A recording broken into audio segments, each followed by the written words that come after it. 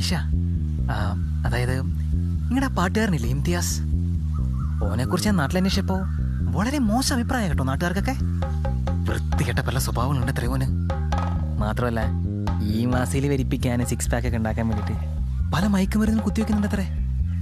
ശാരീരികമായും മാനസികമായും കുഴപ്പമായ ഒരുത്തനായിട്ട് കൂട്ടുകയാണോ ഐഷ? ആയിഷേൻ്റെ നന്മയെക്കരുത് ഞാനിത് പറഞ്ഞെന്ന് മാത്രം, ബാക്കി ആയിഷയ്ക്ക് തീരുമാനിക്കാം.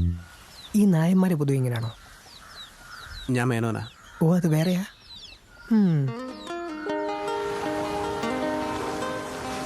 ഓൾ തിരിച്ചൊന്നും പറഞ്ഞില്ലല്ലോ.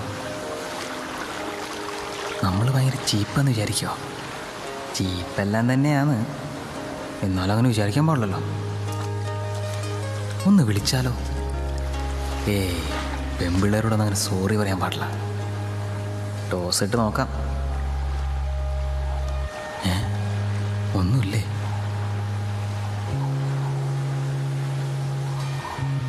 ഫോണിൽ ബാലൻസ് ഉണ്ടെങ്കിൽ വിളിക്കും. വിധി പോലെ വരട്ടെ.